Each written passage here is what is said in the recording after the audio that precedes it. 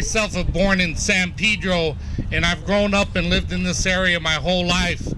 I've represented the community of Wilmington on the Board of Education and on the Community College Board. Now I represent it in the state legislature. The community of Wilmington, as all of you know, is one of the oldest communities in Los Angeles. It has been around since the opening of the port, and with that, it has been a part of this area and has been a thriving working class community that has been vibrant, filled with great people doing great things over decades and decades of California history.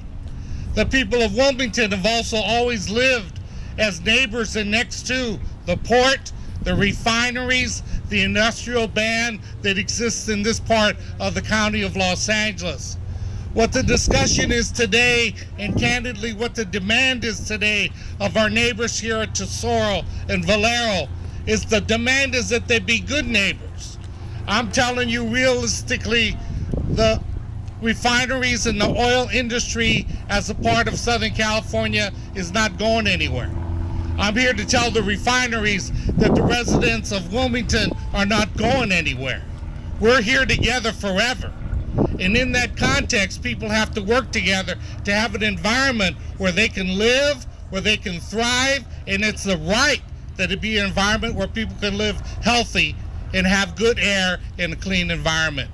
So in that context, the legislature several years ago passed AB 32. Clearly one of the most advanced views legislatively and by state law relative to the environment of any state in the union. No other state in the union has AB 32.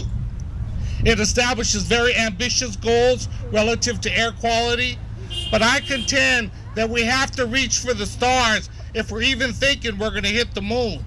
So from that context, I think the rest of this country looks at AB 32 as a leading public policy relative to making change for the environment that will improve the lives of all people, not only in Wilmington, not only in Southern California, not only in California, but in the United States and yes, the world. I don't know where you were 2 weeks ago, but doggone it, I had to drive downtown LA. And I looked at the external thermometer in my car that gives you how hot it is outside your car. When I was going down the 710 freeway, it said the outside temperature was 115 degrees. I lived in Los Angeles and in the South Bay my whole life. I have never, ever before seen it 115 degrees. It was the hottest day in Los Angeles history.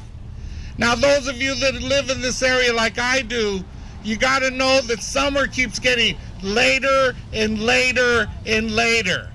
When I was a kid, I remember it used to get hot in June and then in July.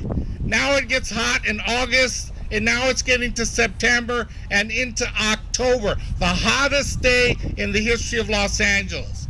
One of the problems we have with companies like our oil refineries and the Republicans is they're saying there's no such thing as this problem we're having of the quality of air and the issue of global warming. They don't believe it.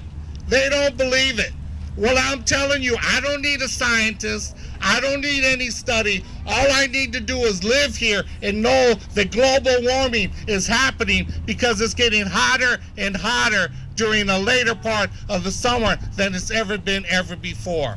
So common sense tells me that global warming is a real thing.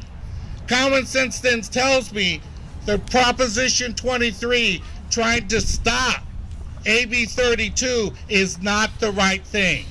Now they claim it's a jobs issue. They claim that if people try to live up to the mandates of AB 32 that we're going to lose jobs.